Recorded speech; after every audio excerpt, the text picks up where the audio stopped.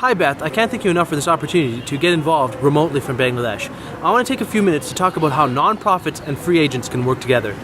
It starts by being a network nonprofit. You see, the problem with a free agent approaching a nonprofit that's not a network nonprofit is that they'll just hit a wall.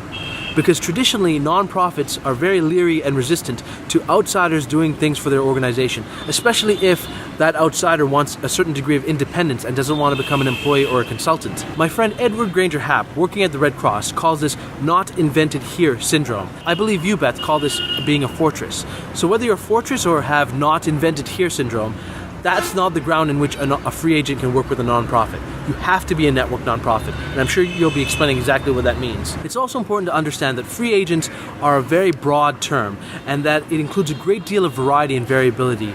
It can include people like Mark Horvath, working in the United States to put a spotlight on homelessness, to people like me, raising funds and doing projects in a country like Bangladesh. It's also important to understand that social media is not the be-all or end-all of a free agent. For me, my biggest impact, I feel, has very little to do with social media and has everything to do with how nonprofits are perceived in Bangladesh.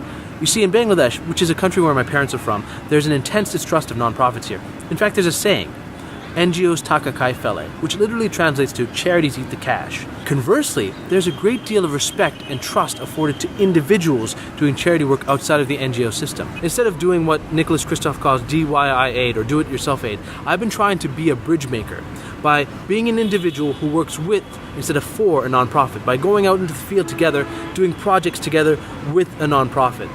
And so we have the benefit that the respect that's given to an individual with the expertise, know-how, and skills of a nonprofit. With all this being said, there are basically three pillars that a nonprofit must embrace in order to be a network nonprofit that can work with free agents. First and foremost, you have to hear us out. So that means you have to genuinely listen and consider to ideas coming from free agents.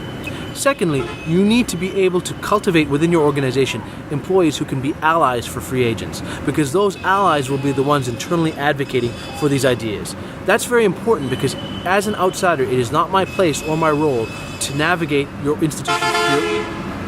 That's very important because as an outsider, it's not my place or my role to